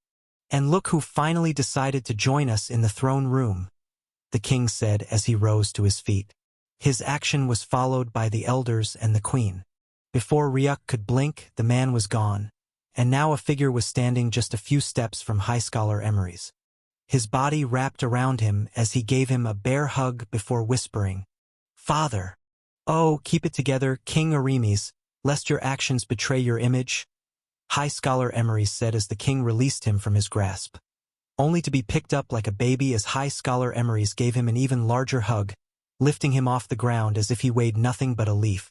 This resulted in tingling laughter amongst the female elders. "Strong as ever you are, father," King Oremes complimented as he was laid back on the ground. High Scholar Emeries turned to look at the queen, who stood by her throne. "I have to let you know this, Elareth, but Oremes seems to have gained a lot of weight. He's getting too heavy for these old bones of mine. A sign you must be taking good care of him. Isn't that right, elders?" High Scholar Emeries directed to the elders, who could only nod as they looked at the queen, who rolled her eyes at them. "Fear not, father. If I get fatter, it must only mean my palms are also getting bigger. Big enough to contain my humongous blade and give me more power to cleave through the enemies of us Silverunics," he said, with a loud laugh that made High Scholar Emeries burst into a prideful laughter of his own. "I believe in my king," he said before turning his attention to Ryuk. "But today, my king, I am here to introduce you to him, the one who was brought in from the Sage Gates," he said, and all attention turned to Ryuk, who silently looked back at each of them. "His name is Ryuk," the king said, his words raising the brow of everyone in the room. "His name." The king walked over to Ryuk, his silvery eyes looking into his, watching as Ryuk blinked a couple of times. Then he walked around Ryuk, his gaze scanning his body. "Truly, his name. He seems to have a soul of his own. But I thought he was just a heap of metal, father. He is not King Oremes. Very well, he's of a consciousness of his own. With a brain, a heart, and a lung, no different from that of a living being," High Scholar Emeries said, as King Oremes kept his gaze on Ryuk. "A living soul that has managed to live on with just his heart, lung, and brain. That is a possibility that I'm aware of. But within an Anunnaki model, the most unreactive robotic race that exists in the universe, things really begin to get tricky. You seem to have gotten him successfully fused with your Anunnaki model that you found some time ago. And it seems it was a really successful fusion," he said, taking Ryuk's hand into his and staring at it under deep scrutiny amidst the prideful gaze of High Scholar Emeries. "It was. Although he's just beginning to get used to the body, hence the need for the staff. I'd say with a little bit of training, he would be no different from a being of his own capability," High Scholar Emeries said, drawing a satisfied nod from King Oremes. "If I may ask again, father, he has his own consciousness, right? Meaning whatever actions this body of his takes, it must be due to his own full decision, no?" King Oremes asked as High Scholar Emeries nodded. "All will be due to his own decision, thought upon and acted upon." "Very well then. That would make me less sympathetic with him when he crosses a line and is to be punished, as I now know well all he does is due to his own consciousness, not his body going out of control. Any misbehavior of his will be punished just as any Silveruink will be punished, or even worse," he said, looking straight into Ryuk's eyes as he said it, and Ryuk simply gave him the good old blank stare, betraying no emotions. "Worry not, King Oremes. He will be under my unblinking stare and inescapable control," High Scholar Emeries said, as King Ortemis nodded before turning to look at High Scholar Emeries. "He's very weak now, and therefore of not much threat. If he's under your watchful eyes, then I fear nothing," he said before turning to look at the elders. "Elders of my soul, what do you think of my father's new creation?" King Oremes said, addressing the elders as he stood to the side. Ryuk watched as the elders began stepping downward, a total of 5 of them coming to stand before Ryuk and staring very hard at him, their eyes flashing with runic lights. And that was when a peculiar elder, one with an extra eye on she forehead, spoke out clearly. "He might not be of much threat now, my king," he said, his eyes on Ryuk as the throne room quieted down. "But I can tell you this with assurance.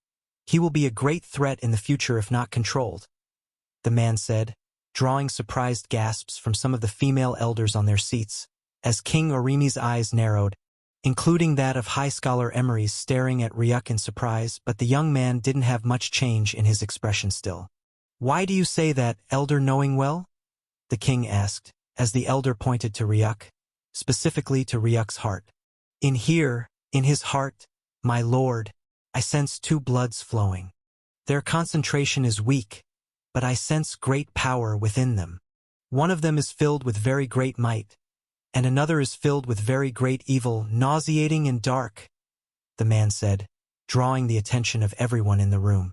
In short, he's a dual bloodline holder, although I find no bloodline veins within him, meaning he probably cannot use the power of these bloodlines.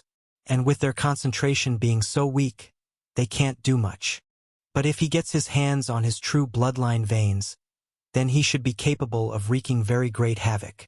Not to forget that the fusion he has right now is that of an ancient technological race, the most advanced known at all.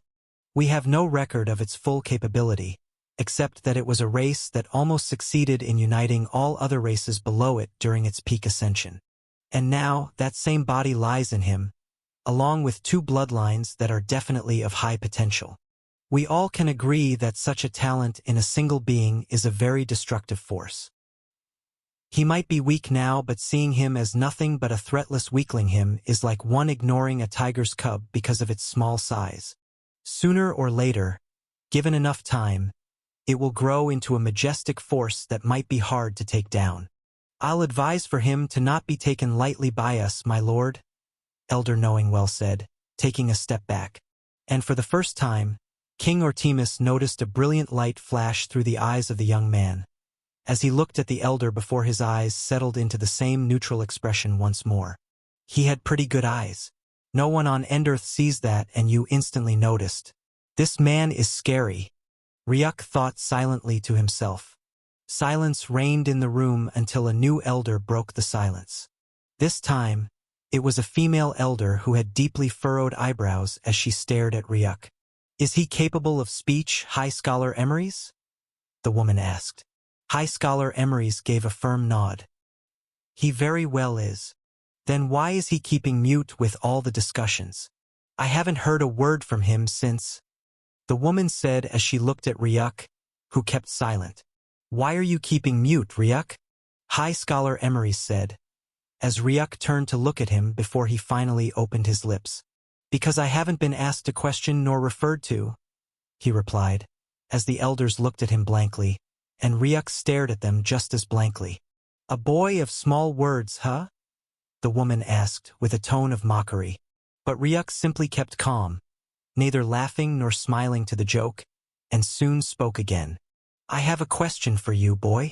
What is it? Ryuk replied. It's said that you only have your heart, lung, and brain, and you have a soul for your consciousness, meaning you're once a full living being. I'm curious.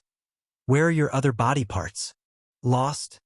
Ryuk replied calmly, but then watched as the elder who asked him the question turned to another female elder at the side. Ryuk noticed her folding both her hands together, a silvery light blooming within her palms before she faced it toward Ryuk, and soon he was enveloped in a cocoon of light. The cocoon flared with a golden light after 3 seconds as the elder who asked the question nodded her head, and Ryuk's eyebrow furrowed, looking at the light cocoon that covered him. A lie detector art? He thought to himself, a faint surprise in his eyes, which he didn't betray, keeping his same expression as he turned to the lady who asked, How did you lose your other body parts? Stolen, Ryuk replied, as the barrier once more flared with a golden light and the questioning continued. When were your body parts stolen from you? At birth. Golden Flash. Why were they stolen? I don't know. Golden Flash. Who stole your body parts from you? My family. Golden Flash. Who are your family? I don't know. Who fused you with your previous Anuki model? My uncle. Golden Flash. How did he do it? I don't know. Golden Flash. Where is your uncle right now? Dead. Golden Flash. Where are you from? Endearth. Golden Flash. What are the coordinates? I don't know. Golden Flash. What is the name of the galaxy? I can't remember. Golden Flash. How strong are your people? I don't know. What is the strongest cultivation of your planet? Eternity Stage. Golden Flash.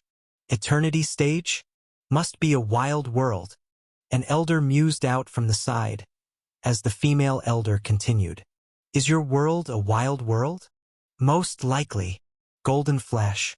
How did you end up in a sewage disposal? A ruined trail. Golden Flash. A ruined trail can't throw you into a sewage disposal. How did you end up thrown into a sewage disposal? I don't know. Golden Flash. What's your age? 17. Golden Flash. Seems like you're really just a boy. Do you have a father or mother? I don't know. Golden Flash. Are you an orphan? I don't know. Golden Flash. What race are you?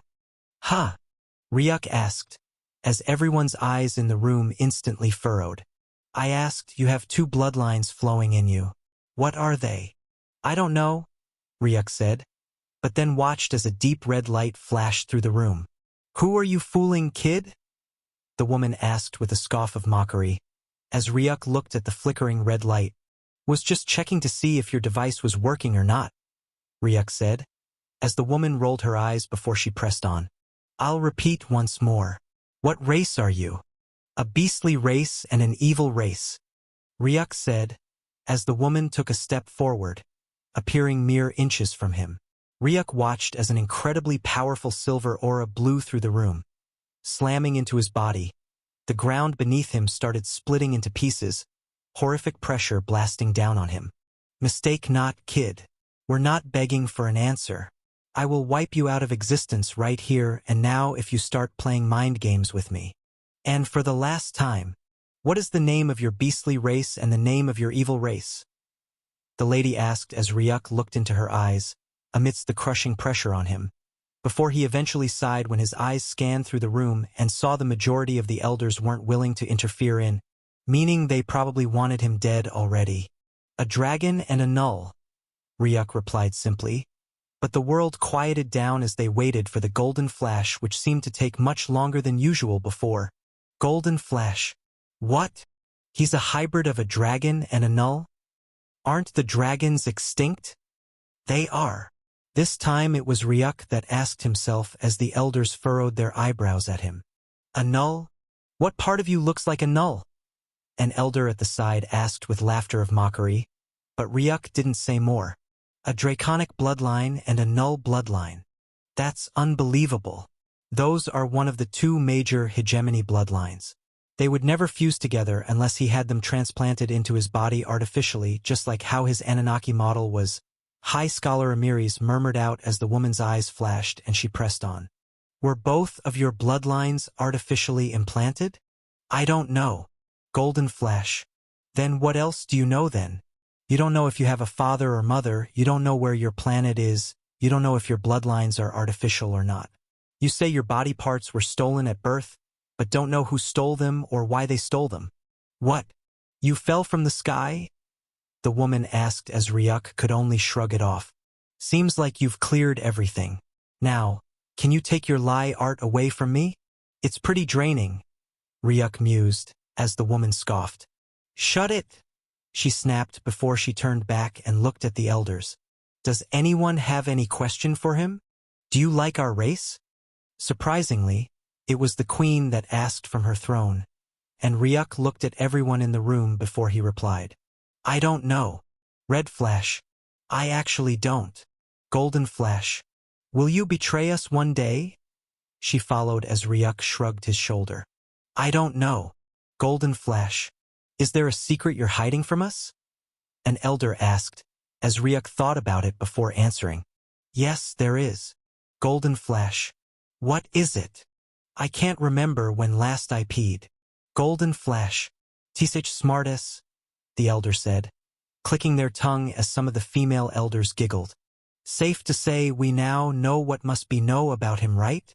High Scholar Amiri said, bailing them out of the awkward silence as the female elder nodded her head and the elder who placed the lie detector on him dispelled the technique, causing the light cocoon to disappear. Don't think you're out of this. One wrong move, and you'll be instantly summoned for questioning, the woman said with threatening gaze, but Ryuk's expression remained neutral. Very well then. I'll be leaving him under your watchful gaze, Father. If anything goes wrong, I believe you have as much interest for this race as I do, and you won't hesitate to nip him in the bud. Isn't that right, Father? King Orimes asked as High Scholar Amiris nodded his head. Of course I will. Then it's settled. He is allowed to stay amongst us, and under the commands of High Scholar Amiris. The royal building itself houses only the royals of the Silverunics. The words came from High Scholar Amiris to Ryuk as they walked down a sloping path of stairs that revealed more of an outside plain. The huge building of the royal home stood just about 100 meters away, gargantuan as ever, and walking with him was a young man with a staff, none other than Ryuk. The queen, the king, and his direct family, the elders along with their direct families and their close compatriots. These are the royals of the Silverunic race, and they all live in the royal house. On the outside of it is where the commoners live in the city itself, he explained. Not far away, Ryuk could already see the massive gates that led outward, where other Silverunics were walking in and interacting with those cubic structures. But if there was a noticeable difference, it was that, unlike the royals, who were dressed like immortal beings, the commoners wore much simpler clothing and attire, the females wearing simple gowns with a shawl over their heads, and the males dressed in simple shirts and trousers, some even donning short sleeves. One glance was enough, and one would understand the true difference between royals and commoners. Since you're under my special watch, it is only rightful that you live close to where I stay, preferably the royal house. But then, I can assure only I and my son will see the sense in that. The others won't consider it so, High Scholar Amir said, and Ryuk nodded his head before he could explain further. I understand. Good. For that reason, you will live in one of the past seclusion rooms, close to the seclusion training garden for the royalty kids, he said as they both soon arrived before a valley, where a couple of buildings lay to the right. They were cubic in structure, but Ryuk couldn't help but notice some of the silvery runes that trailed every wall of the other structures were missing, as if worn out. Even though the house itself didn't look dirty, it looked worn out, based on the low number of runes around. And also, the ground wasn't in those silver grasses but rather a simple green grass plain. When they both walked past the buildings, they soon arrived before a painted tip, like the end of a ground, and beneath it was another area, covered in green grasses and filled completely with runic lights dancing in the area. Sitting on the grasses were kids, holding large books in their hands, all seated and facing a lady who sat cross-legged, eyes closed, seemingly deep in meditation. Amongst the kids, Ryuk could even see the twins he had seen first when he had woken up, Filiana and Eliana, reading one of those large books. This is the seclusion training ground for the royalty kids. In here, they are trained and tutored in the power of runic Etheris. These buildings used to serve as a place where the kids would stay, waking up to resume their training in the garden. But now we enjoy a moment of peace, and the rules have become laxer. The kids are allowed to return home after the day's training, rendering this place obsolete. But I think this place will be perfect for you. It is close to the royal home, meaning it won't take much for my old bones to check on you, and it's also close to the kids' training ground. Here, there are special spaces where you can do a training or two and get yourself more in control of your new form. And since it's obsolete, meaning not many royals would come here in the first place, it's just perfect for avoiding their eyes and therefore their ire from my sight. Not only would I get a roof over my head, it will be at a peaceful place, close to the training ground where I can familiarize myself with my new form and also avoid getting in trouble with the royals. It's perfect, Ryuk completed for High Scholar Amiris, whose eyes flashed with light. Glad you can see that. I'll ask for some of the maids to bring you the things necessary to survive in here soon. For now, just settle down and acclimate yourself with the surroundings, High Scholar Amiris said before turning back and leaving as Ryuk watched his back fading away, only withdrawing his eyes after he was long gone. His gaze then turned back to the kids who were reading the large books, but he soon noticed their real instructor, who had her eyes closed in meditation. Slowly opened her eyes and stared straight at Ryuk, who looked back into those cold, unwelcoming eyes before he turned and walked toward one of the seclusion buildings. A little flickering with the glass, and he soon learned he simply needed to push it in, which he did after much effort. Entering, there wasn't much to say. A simple white room, the size of a medium-sized room on Endearth. There were no sofas, but a simple meditation mat on the ground along with a small wooden table that still held trays on it. The runes lining the walls had already dimmed, but the crystal in the ceiling was still brightly on, providing illumination to the room. Also, there was no visible window around. Leaving there, he moved to the only door present, finding another room holding a glass wardrobe which he opened up to see some pieces of children's robes within, the kind the royalty ladies wore, making it clear whoever lived here was a female. But at least, there was a huge, comfy bed, enough for 3. Sitting in the bedroom, the sheets still smelling of that female perfume. Thankfully, it wasn't irritating to him. There were 2 other rooms inside. A shower room that had a glass bathtub, and a toilet with surprisingly similar models to Earth except made of glass. It was like everything here was made of glass, but with the absence of those rune lines that made the glass harder. Everything in here was more fragile. Not the best of conditions, but I've lived through worse. Finally, some time alone. The words echoed through the white room, where Ryuk sat on both knees, his blue staff placed by his side as he kneeled before the glass table. His eyes stared long at it for a while, his thoughts drifting here and there before he suddenly inhaled deeply and called out, "Hey system! Rebooting complete. Final activation order given. Tuning all available history interface. 1%, 24%, 47%, 60%, 78%, 89%, 100%. Interface tuning complete. Hi, Ryuk. Hoo. A deep exhale left Ryuk's lips as he closed his eyes, before a smile bloomed on his face. Ryuk had 3 fears. 1. The fear of dying. 2. The fear of losing his heart, lungs, or brain. 3. The fear of losing the system. And after waking up in an alien world, he couldn't say he didn't feel fear that the system had gone wrong because of his new integration. But here it was, flashing with the same golden panel. The only tad bit of familiarity he felt in this world. How long has it been, system? According to the system's calculation, Host has exactly been sent away from the trial room in the Niagara Ruin exactly a week ago.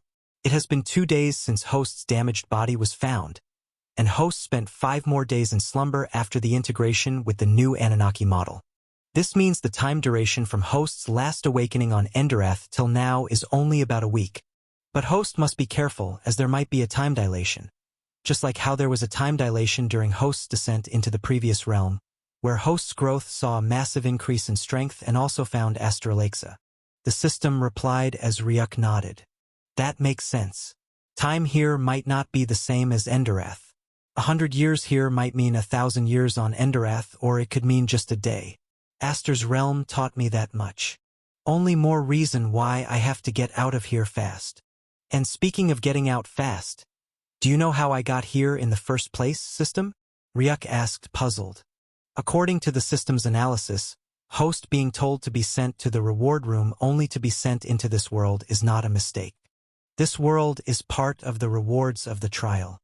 Host must have been sent here with a clearly predefined goal, which, once completed, will automatically trigger Host's return by the force that brought him here. Or even likely, Host's stay here has a set duration that is currently counting down. Phew! So this is still a part of the rewards. But a runic trial that rewards a test taker by sending them into another world. I've never heard of such before, Ryuk mused, as a bit of calm found its way to his heart. He had thought he would need to go through so much headache, find a jet, and find a coordinate in order to travel back to Endearth. But now, listening to the system, which says this is still part of the reward and that he would be transferred back once he completed the task required, or after a particular time duration, was more than comforting. At least he didn't have to think of the complex steps that had to do with getting jets or trying to find the location of Endearth anymore. That's really good, system. Really good. But now, I know something had really gone west with the fusion with this Anunnaki model. For one, I'm in a new Anunnaki model, and I can't even find my cultivation veins anymore. My primordial gate has also been sealed off, and I can't reach the pet world. What results do you have from your analysis? Do I still have my nanobody skills? Ryuk asked, and the golden panel flashed out once more. Unfortunately, host, all nanobody skills that were previously possessed by the host have been lost after host's source energy was exhausted and host fell unconscious. Oh? Not even because I got integrated into a new body? Ryuk asked, surprised. Yes, host. Your nanobody skills are run mostly by the source energy in the scales of your Anunnaki model, and host exhausted them after bearing the attack of the Anunnaki Oblivion head-on with his body. Host should have died, but the source scales expended their remaining energy to keep the host alive. Therefore, with source energy being depleted, host has nothing to kickstart his nanobody abilities anymore. If host had awakened in the same body, host still wouldn't have been able to use the skills. And also, host has lost the regeneration of his nanobody, eventually rendering host's body useless and in need of a replacement. The host's ability to get infused with a new Anunnaki model is an immediate blessing, the system said, as Ryuk exhaled. Seems like I have no hope then. No point dwelling on what's lost.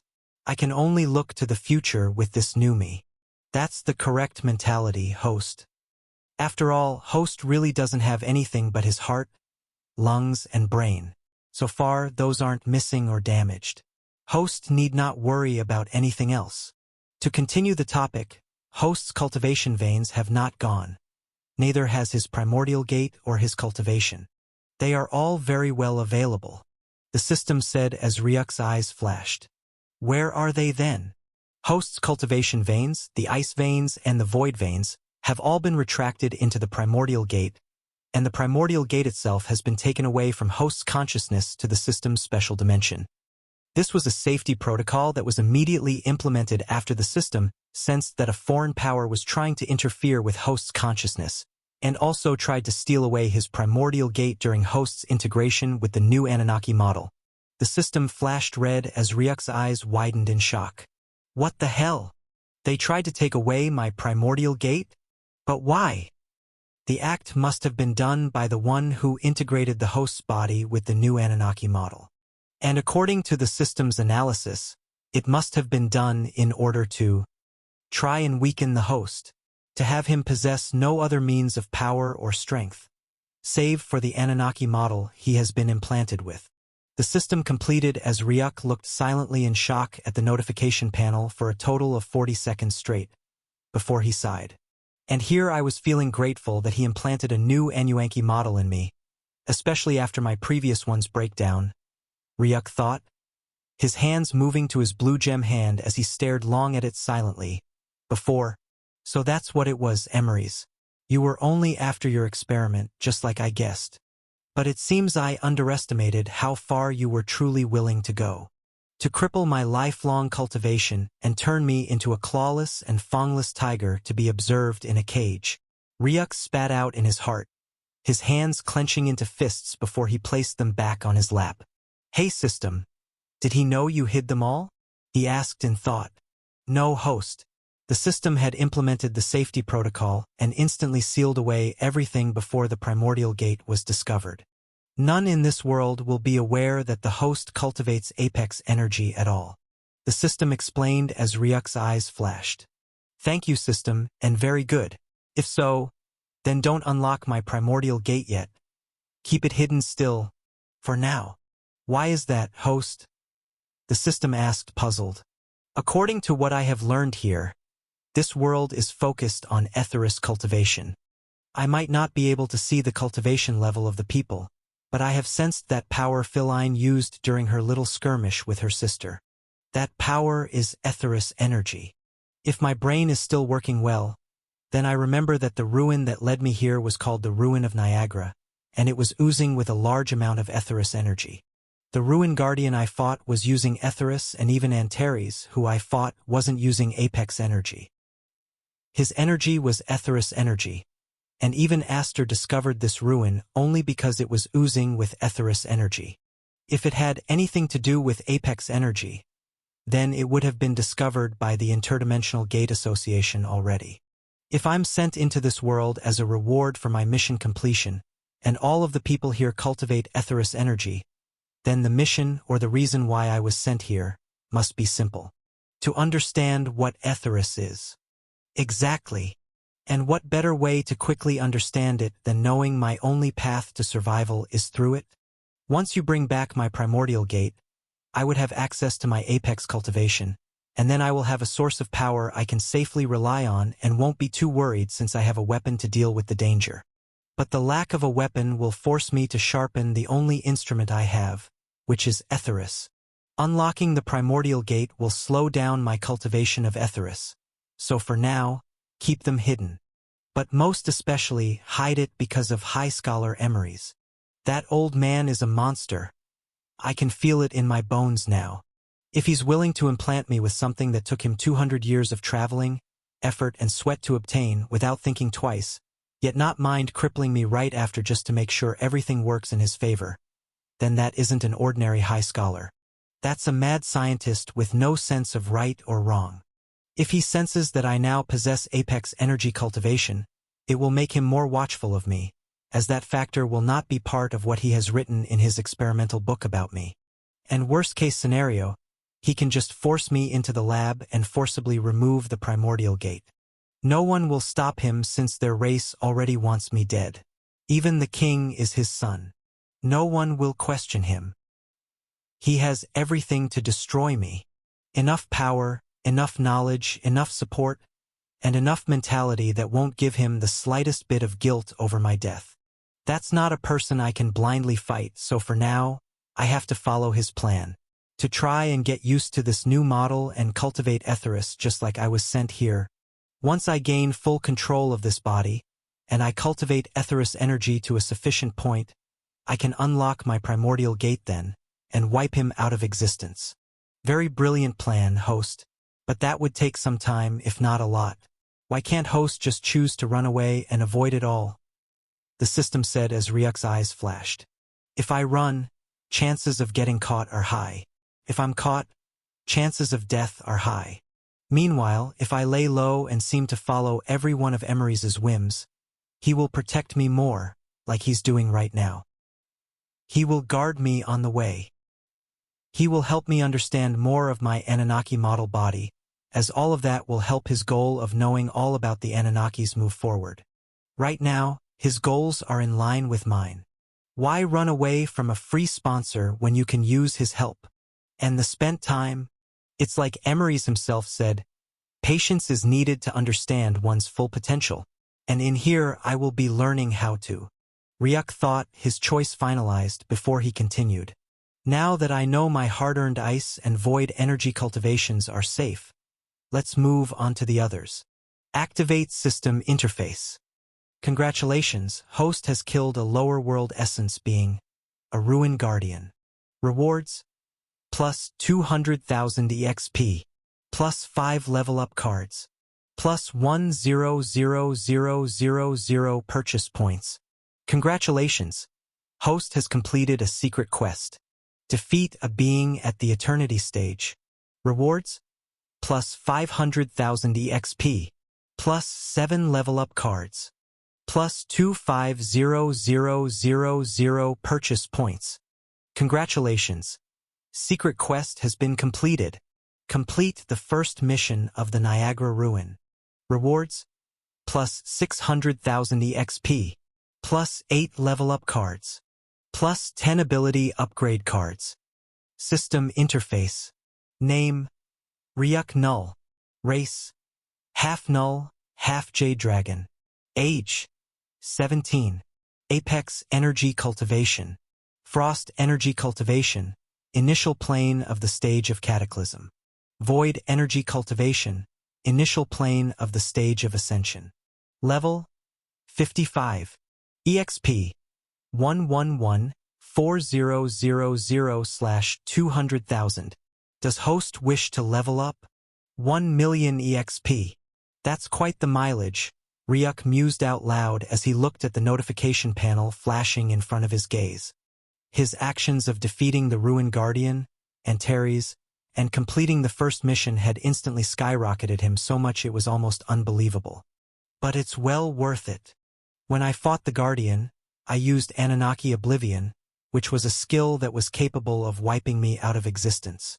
If not for the dimensions that were being overlaid, with the Anunnaki Oblivion having to break through them and using up energy, and even Astralaxia also laying her world dimension out for it to exhaust the energy, with Void also teleporting us away, I would most likely have died in that battle with the Ruin Guardian. And then during the fight with Antares, I used the Anunnaki Oblivion and also should have died. If not because of me being sent here, assuming I had woken up, I would have woken up with a body that is no longer capable of regeneration, and now useless. In short, I would have been crippled onto a chair for my life, which essentially equals death. So this much reward is worth it for risking death twice in a row, Ryuk muttered before he nodded. Yes.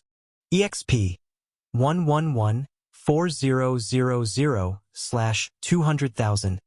Host has leveled up to level 56, plus 40 attribute points obtained.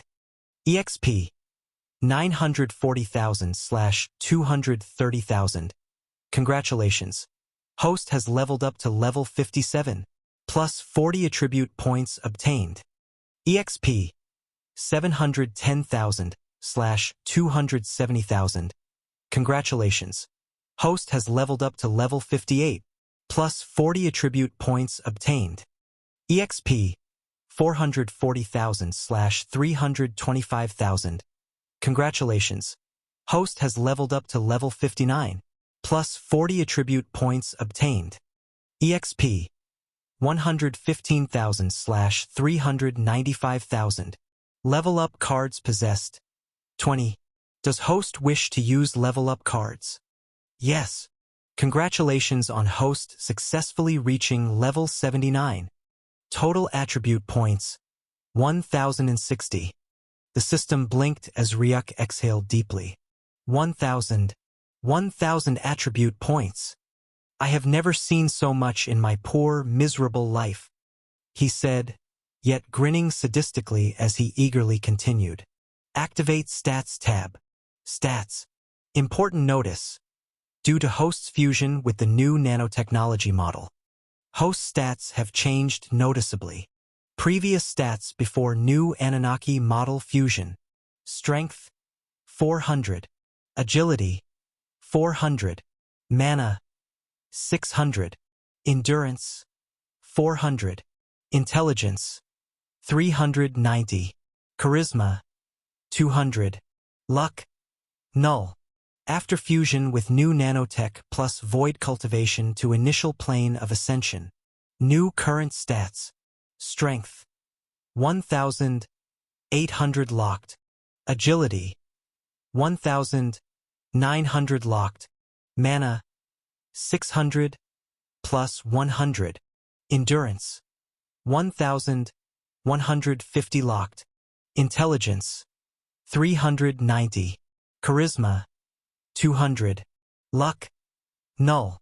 The tribute points available 1060. That was the first thought that came to Ryuk as he looked at the stat panel that underwent a massive change. I understand that I've fused with a new nanobody model, so of course my bodily stats ought to go up. It happens after every evolution of the previous nanobody. So it does make sense that my body attributes are each at 1,000 due to the Anunnaki model. But why does it not make any sense? If I have 1,000 stats points right now in my bodily stats, then why do I feel like the former Ryuk would have killed the current me with a single punch? But wait, there's a locked tab beside each stat. If that locked stat system is trusted, then it makes sense that I'm truly as weak as it states. But I don't understand still. Why are some of my bodily stats locked? I feel like I should be stronger and faster now, yet I feel exactly like when I was still in the plane of ascension stage in the academy. Hey, system, what did I do wrong? Ryuk asked, confused, and the system flashed. Host didn't do anything wrong. Then why the massive stats points yet the bodily weakness? The reason is very simple, Ryuk. The reason for the present dormant subsystems, the locked stats, is due to the simple fact that the majority of them cannot be safely accessed until proper neuromuscular control is established. The host's weakness, and the majority of his enhanced stats being currently locked, is due to an incomplete neural adaptation to the Anunnaki frame. The new body operates on a hyper-advanced biomechanical system designed for a fully optimized consciousness. The strength, agility, and endurance encoded into this frame require synchronized control between the brain and the Anunnaki nanonetwork. Currently, his cognitive pathways are uncalibrated. Basic motor commands are inefficient, and sensory feedback is partially mismatched with the host's mortal neural architecture.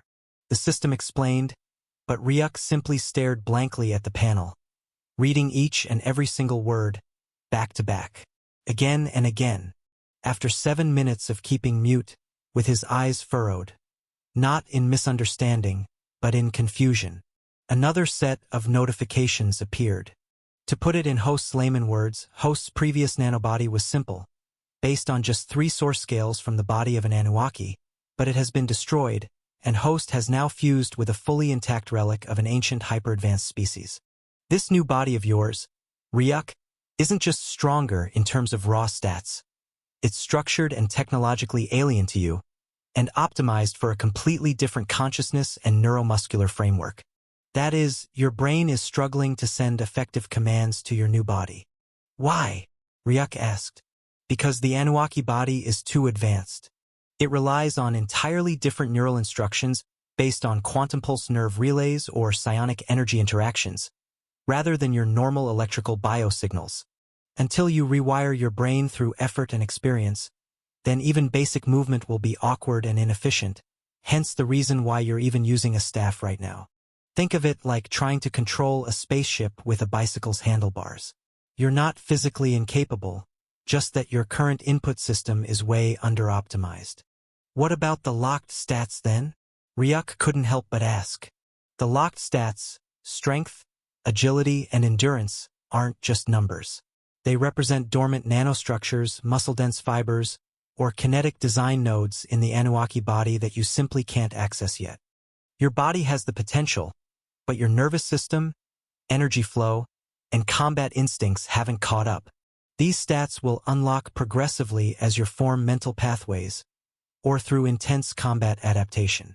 If all 1,000 strength were instantly unleashed right now for the host, he would literally shatter apart in an instant, and his brain would go into a coma. Hence the reason for the system locking them. In short, I'm too weak to use my own body, Ryuk asked out dumbly, as the system flashed. Exactly. But there is, of course, a solution. Host will need to implement adaptation methods, and the adaptation methods can be well clarified into 3. The first is physical repetition. Goal: rebuilds neuromuscular condition and recalibrates reflexes. Methods: combat, running. How does that help anything? Ryuk asked, confused. If the problem was his brain not advanced enough to send signals, then what has running or fighting got to do with his brain or anything? The Anunnaki model uses an advanced neural attunement system, and physical movement helps burn in proper neural pathways between host's brain and the artificial musculature. The best of these movements are combat and reactive movement, which increase signal transmission speed along neural lines.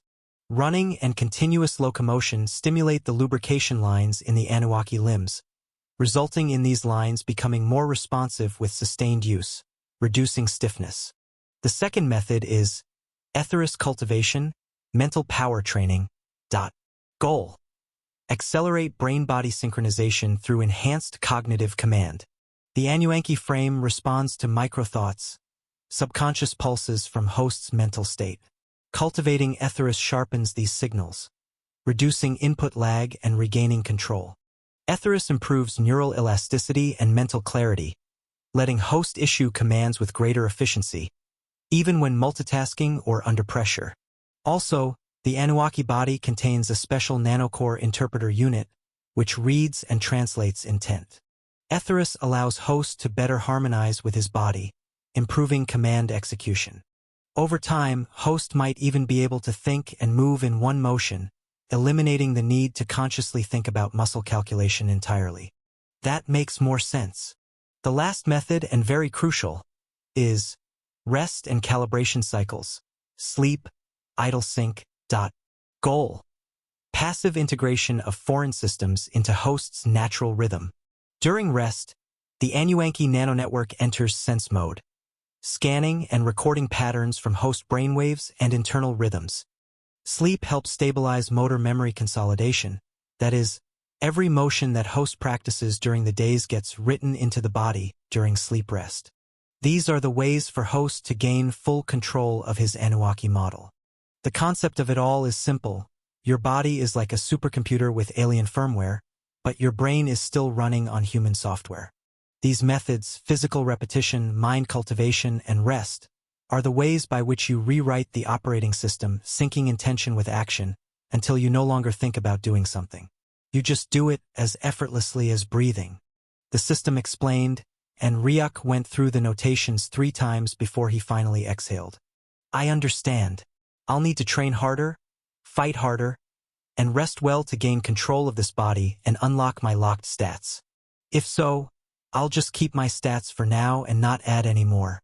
Doing so will just make it harder to tune in this new body with my consciousness.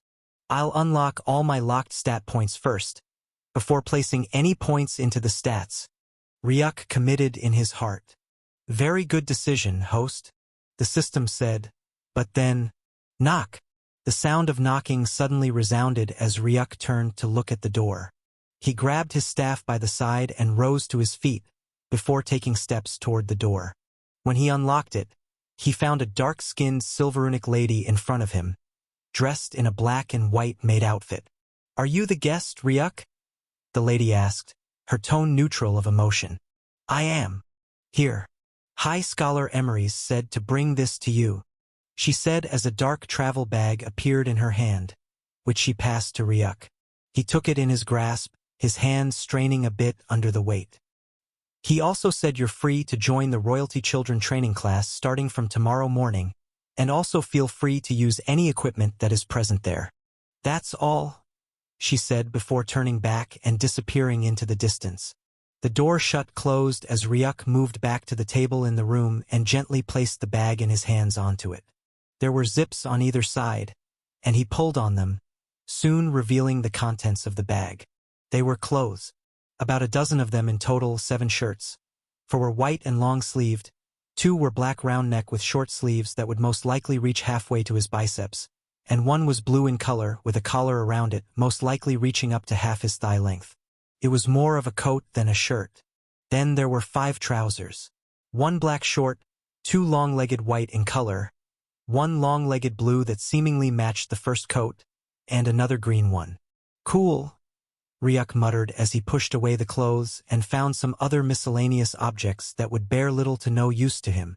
Handkerchiefs, some neck wraps, and things like that. But what took his attention the most was the blue chain he saw at the end of the pile. Pulling it up, Ryuk was surprised to see a small object dangling at its end. It was a circular object, covered in runes, and when he looked at the center, it opened up, revealing a small falling sand imprint within, along with some runic letters and 2 moving sticks within. And what is this? Ryuk mused to himself with furrowed eyebrows, but watched as the notification flashed. Scan complete. A special time calculation object discovered. A runic sand time. Accurately records time and measures it, the system said, and Ryuk hummed. A watch, huh? He thought before placing it on the table, trying to rise to his feet. His face changed halfway as he instantly collapsed to the ground with a loud thump.